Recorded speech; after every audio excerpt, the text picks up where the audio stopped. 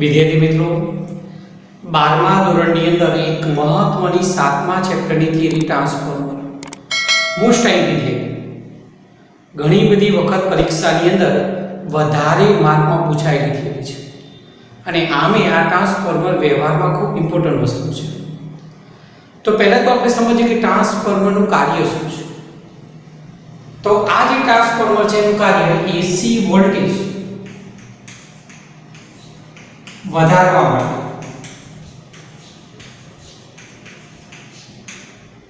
કે ઘટાડવા માટે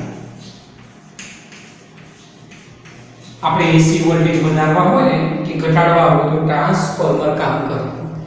આપણા ઘરમાં 220 વોલ્ટ આવે અને કોઈ સાધન માનો કે 1000 વોલ્ટ ઉપર કામ કરતું હોય તો ટ્રાન્સફોર્મરની મદદથી 220 વોલ્ટના 1000 વોલ્ટમાં રૂપાંતર થાય. એ જ રીતે આપણા ઘરમાં કોઈ સાધન માનો કે 10 વોલ્ટ ઉપર કામ કરતું હોય તો ટ્રાન્સફોર્મરની મદદથી 220 વોલ્ટના 10 વોલ્ટમાં રૂપાંતર થાય. આમ એસી વોલ્ટેજ વધારવા હોય કે ઘટાડવા હોય તો ટ્રાન્સફોર્મરનો ઉપયોગ થાય. બરાબર ધ્યાનમાં રાખો, ટ્રાન્સફોર્મર ડીસી માટે ક્યારેય કામ ન કરે. ફક્ત એસી વોલ્ટેજ વધારી શકાય કે ઘટાડી શકાય. ડીસી માટે ટ્રાન્સફોર્મર વર્ક કરતું નથી. એટલા જ માટે એસી સારું ડીસી કરતા, કેમ કે આપણા ઘરમાં જુદા જુદા સાધનો 220 વોલ્ટની જગ્યાએ અલગ વોલ્ટેજ પર પણ કામ કરતા હોય તો એલિમીટર દ્વારા ટ્રાન્સફોર્મર દ્વારા એ એલિમીટર હોય ને એમાં ટ્રાન્સફોર્મર આવે ઈચ્છિત વોલ્ટેજ આપણે મેળવી અને એ સાધન વર્ક કરાવી શકીએ છીએ. આ સાધન ડીસી માટે કામ આપતું નથી. કોઈ પાવર મથક હોય અને દૂર અંતર સુધી આપણે વિદ્યુત ઉર્જા મોકલવી હોય તો ટ્રાન્સફોર્મર, જેને આપણે ડીપી કહીએ, એની મદદથી પણ વધારે અંતર સુધી વિદ્યુત ઉર્જા મોકલી શકાય છે. સોસાયટીની બહાર થાંભલા ઉપર 2 થાંભલાની વચ્ચે ડીપી હોય છે, એ પણ ટ્રાન્સફોર્મર છે. જેના 440 વોલ્ટ કે આવું લખેલું હોય છે ને એ ટ્રાન્સફોર્મર છે. એસી વોલ્ટેજ વધારે કે ઘટાડે એ ટ્રાન્સફોર્મરનું કાર્ય છે. આ ટ્રાન્સફોર્મરનો સિદ્ધાંત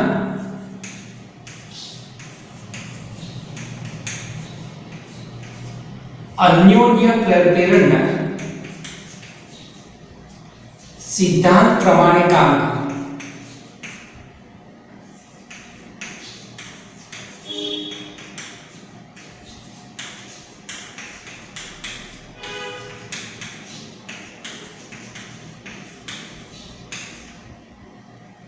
અન્યોન્ય પ્રેરણાનો સિદ્ધાંત એટલે શું કે 2 ગૂંચળા હોય, એક ગૂંચળામાં પ્રવાહ પસાર થાય, પ્રવાહમાં ફેરફાર થાય, તેથી ચુંબકીય ક્ષેત્રમાં ફેરફાર થાય.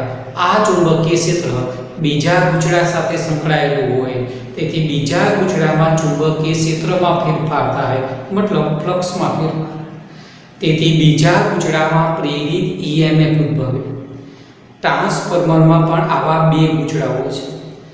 એક ગૂંચળાને પ્રાથમિક ગૂંચળું કહેવાય, પ્રાઇમરી, જેમાંથી આપણે એસી પ્રવાહ પસાર કરીએ, અને બીજા ગૂંચળાને ગૌણ ગૂંચળું, સેકન્ડરી ગૂંચળું, જેના 2 છેડે આપણે ઈચ્છિત ઈએમએફ મેળવી શકીએ. આમ 2 ગૂંચળાનું તંત્ર હોય, એક ગૂંચળામાં પ્રવાહમાં ફેરફાર થાય, તેથી બીજા ગૂંચળામાં એટલે ગૌણ ગૂંચળામાં ફ્લક્સમાં ફેરફાર થાય અને પ્રેરિત ઈએમએફ ઉદ્ભવે. ટ્રાન્સફોર્મરની રચના પણ આ પ્રકારની હોય, તેથી અન્યોન્ય પ્રેરણાના સિદ્ધાંત પ્રમાણે કામ કરે. આ જે પ્રાથમિક ગૂંચળું છે એમાં જે આટાની સંખ્યા છે ને એનપી કહેવાય, કેપિટલ એન સબસિડરીમાં કહે. એમ ગૌણ ગૂંચળામાં આટાની સંખ્યા એનએસ તરીકે ઓળખાય. આ પ્રાથમિક ગૂંચળું અને ગૌણ ગૂંચળું કેવી રીતે વીંટાળેલા છે એ પ્રમાણે ટ્રાન્સફોર્મરના 2 પ્રકાર છે. એક કોર ટાઇપ અને બીજો પ્રકાર છે સેલ ટાઇપ.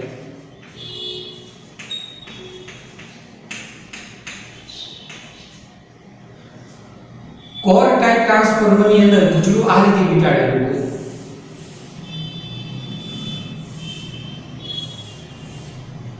આમ અલગ અલગ ભાગ.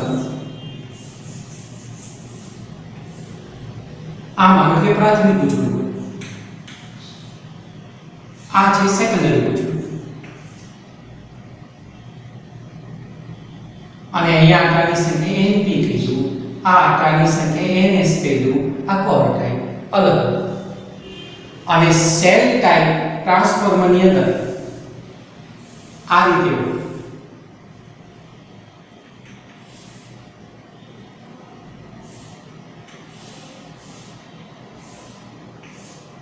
આ ગૂંચળું એક જ ભાગ પર વીંટાળેલું હોય ઉભરા હોય. આ રીતે એક પ્રાઇમરી ગૂંચળું હોય, એક સેકન્ડરી ગૂંચળું હોય. જો આવું ટ્રાન્સફોર્મર હોય એને સેલ ટાઈપ કહેવાય. અહીંયા જોડી જોડી છે, પ્રાઇમરી અને સેકન્ડરી ગૂંચળું. અહીંયા અલગ અલગ હોય તો આને કોર ટાઈપ કહેવાય. આ જે ટ્રાન્સફોર્મરની જે રચના છે એમાં પ્રાઇમરી ગૂંચળું, ગૌણ ગૂંચળું, આ એ રીતે પ્રાઇમરી ગૂંચળામાંથી એસી પ્રવાહ પસાર થાય, ફ્લક્સમાં ફેરફાર થાય.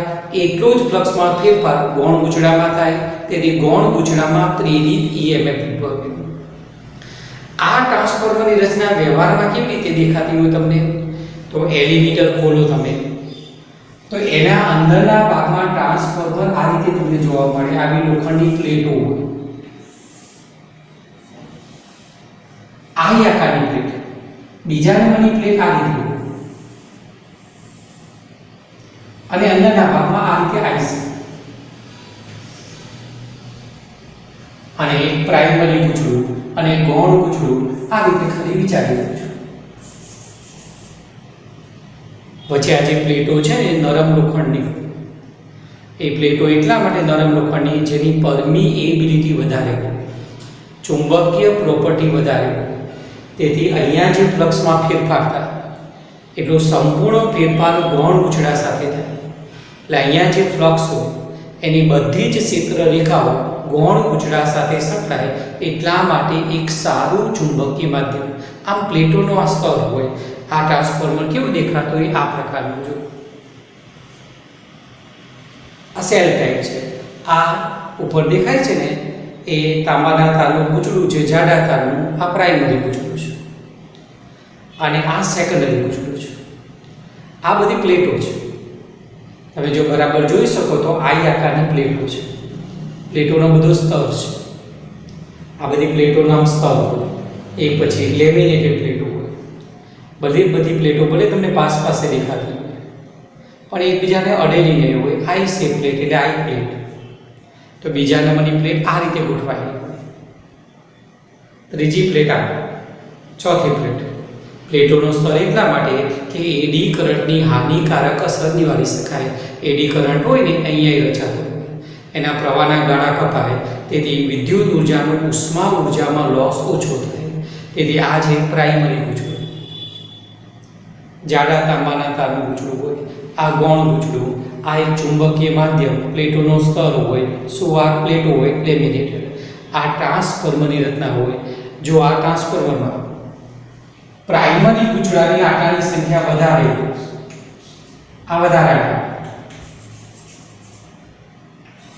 ગૌણ ગૂંચળા આવી રીતના હોય. માનો પ્રાઇમરી ગૂંચળામાં આટાની સંખ્યા વધુ, આ સંજ્ઞાત્મક આકૃતિ દોરું છું, અને ગૌણ ગૂંચળામાં આટાની સંખ્યા ઓછી. તો આવી વાત હોય ને તો આ ટ્રાન્સફોર્મરને step up step down transformer કહેવાય. અહીંયા વધારે આટા હોય, અહીંયા ઓછા આટા હોય. તો આવા ટ્રાન્સફોર્મરનું નામ છે સ્ટેપ ડાઉન ટ્રાન્સફોર્મર.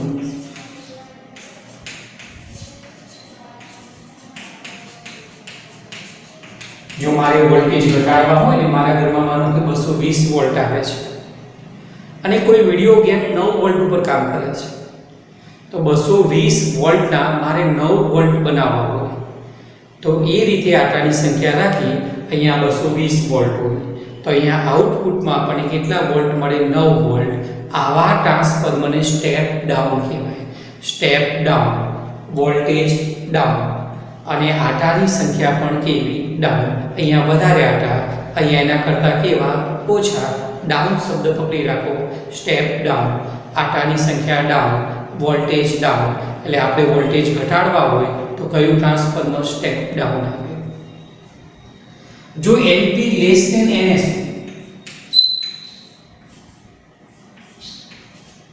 મતલબ અહીંયા ઓછા આટા હોય, સાપેક્ષમાં ગૌણ ગૂંચળામાં વધારે આટા હોય, NS મોટો હોય NP તો આવું જે ટ્રાન્સફોર્મર હોય એને સ્ટેપ અપ ટ્રાન્સફોર્મર કહેવાય. સ્ટેપ અપ ટ્રાન્સફોર્મર કહેવાય. અહીંયા ઓછા અહીંયા વધારે, એટલે મારે અહીંયા ઓછા વોલ્ટેજ હોય અને વધારે વોલ્ટેજ પ્રાપ્ત કરવા હોય તો સ્ટેપ અપ ટ્રાન્સફોર્મરનો ઉપયોગ કરવો પડે. મારે કોઈ જગ્યાએ માનો કે કોઈ સાધન 5000 વોલ્ટ ઉપર કામ કરતું હોય અને મારા ઘરમાં 220 વોલ્ટ આવતા હોય તો આ પ્રકારના ટ્રાન્સફોર્મરની મદદથી 220 વોલ્ટના 5000 વોલ્ટમાં રૂપાંતર કરી શકું. મારે વોલ્ટેજ ઘટાડવા હોય તો સ્ટેપ ડાઉન NP > NS, અને મારે વોલ્ટેજ વધારવા હોય તો સ્ટેપ અપ અપ એટલે વધારવું. સ્ટેપ અપ વોલ્ટેજ અપ, આટાની સંખ્યા પણ કેવી અપ. ફરીથી એસી વોલ્ટેજ વધારવા કે ઘટાડવા માટે ટ્રાન્સફોર્મરનો ઉપયોગ થાય. ટ્રાન્સફોર્મરનો સિદ્ધાંત અન્યને પ્રેરણના સિદ્ધાંત પ્રમાણે કામ કરે. એટલે આ બે ગૂંચળા હોય, એકમાં પ્રવાહ પસાર થાય, ફ્લક્સ સંકળાય, બીજા જ ગૂંચળા સાથે ફ્લક્સમાં ફેરફાર થાય, તેથી બીજા ગૂંચળામાં પ્રેરિત EMF ઉદ્ભવે એવી ઘટના. આ પ્રાઇમરી ગૂંચળું ગૌણ ગૂંચળું કેવી રીતે વિચારેલા છે એ પ્રમાણે ટ્રાન્સફોર્મરના બે પ્રકાર, core type, cell type. Transformer કેવું હોય તો આ પ્રકારનું, આવી પ્લેટો, એક પ્રાઇમરી ગૂંચળું, એક સેકન્ડરી ગૂંચળું, આમાંથી એસી પ્રવાહ પસાર થાય, ચુંબકીય ફ્લક્સ ગૌણ ગૂંચળા સાથે સંકળાય, અને એસી પ્રવાહ તો કેવું છે પ્રત્યાવર્તી પ્રવાહ છે એટલે ઉલટસુલટ. તેથી ગૌણ ગૂંચળામાં ફ્લક્સમાં ફેરફાર થાય અને પ્રેરિત EMF ઉદ્ભવે એ પ્રકારની રચના આ બધી પ્લેટોનું સ્તર હોય. જો NP > NS, step down, voltage down એટલે વોલ્ટેજમાં શું કરે ઘટાડો. NP < NS તો સ્ટેપ અપ ટ્રાન્સફોર્મર વોલ્ટેજમાં શું કરે વધારો કરે. એટલે વોલ્ટેજ વધારવા હોય તો કયું ટ્રાન્સફોર્મર વાપરવાનું સ્ટેપ અપ, અને વોલ્ટેજ ઘટાડવા હોય એસી વોલ્ટેજ તો કયું ટ્રાન્સફોર્મર વપરાય step down. Step up NP > NS, step down NP < NS.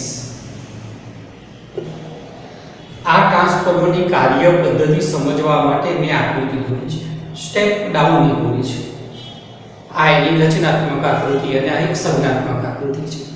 આ રીતે સ્ટેપ અપની પણ દોરી શકીએ. અહીંયા ઓછા આકાર રાખીએ, આ બાજુ વધારે રાખીએ તો સ્ટેપ અપ થઈ જાય, એ રીતે સંજ્ઞાત્મક. આ પ્રાઇમરી ગૂંચળું છે, એની સાથે એસી વોલ્ટેજ જોડાયેલું છે. આ ગૌણ ગૂંચળું છે. આ અહીંયા આઉટપુટમાં આપણને આઉટપુટ વોલ્ટેજ મળે છે ES. EP ને કહેવાય પ્રાઇમરી વોલ્ટેજ અથવા ઇનપુટ વોલ્ટેજ. ES ને કહેવાય ગૌણ વોલ્ટેજ અથવા આઉટપુટ વોલ્ટેજ.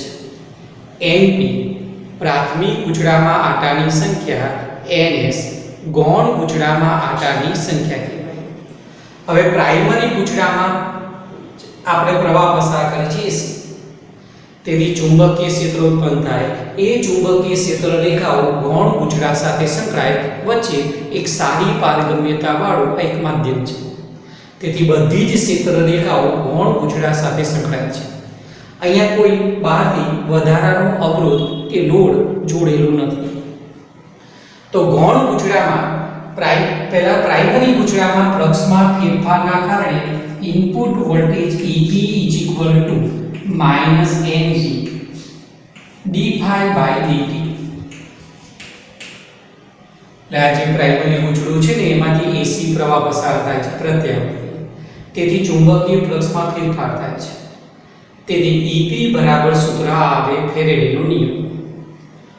આ EP ની જગ્યાએ આપણે VP લખી દીધું, તો VP બરાબર -NP dϕ/dt. આ ફ્લક્સમાં ફેરફાર જેટલો થાય છે એટલો જ ફેરફાર ગૌણ ગૂંચળામાં થાય છે. તેથી ગૌણ ગૂંચળામાં ઉદ્ભવતું પ્રેરિત EMF બરાબર -NS dϕ/dt. ES ની જગ્યાએ BS લખી દઉં, આઉટપુટ વોલ્ટેજ. આ ઇનપુટ વોલ્ટેજ, આ આઉટપુટ વોલ્ટેજ. તો VS બરાબર લખાય -NS dϕ/dt. આ બંને સમીકરણનો ગુણોત્તર કરો VS/V આ પદ ભાગ્યા આ d∅dt તો ઉડી જશે તો બરાબરની પેલી બાજુ શું આવશે NS/NP આમ આઉટપુટ વોલ્ટેજ ભાગ્યા ઇનપુટ વોલ્ટેજ બરાબર ગૌણ ગૂંચળામાં આટાની સંખ્યા ભાગ્યા પ્રાઇમરી ગૂંચળામાં આટાની સંખ્યાનો આપણે ગુણોત્તર મળે. આદર્શ ટ્રાન્સફોર્મર હોય તો ઇનપુટમાં આપણે જેટલી ઊર્જા એટલી ઊર્જા આઉટપુટમાં મળે. વ્યવહારમાં આદર્શ ટ્રાન્સફોર્મર નથી. આ ટ્રાન્સફોર્મરના ઘણા બધા પ્રશ્નો છે. ઊર્જાનો વ્યય થવાનો પ્રશ્ન બહુ મોટો હોય છે. પણ આદર્શ ટ્રાન્સફોર્મર હોય તો ઇનપુટ પાવર બરાબર આઉટપુટ પાવર. એટલે ઇનપુટમાં આપણે જેટલી ઊર્જા આપી હોય ને એટલી જ ઊર્જા આપણને આઉટપુટમાં મળે. એટલે ઇનપુટ બરાબર આઉટપુટ પાવર. ઇનપુટ પાવર તો ઇનપુટ વોલ્ટેજ ગુણ્યા ઇનપુટ પ્રવાહ બરાબર આઉટપુટ પાવર આઉટપુટ વોલ્ટેજ ગુણ્યા આઉટપુટ પ્રવાહ. આમાંથી VS/VP ને સૂત્ર કરતા બનાવો બરાબર શું થશે IP/IS. હવે આ સમીકરણ જુઓ અને આ સમીકરણ જુઓ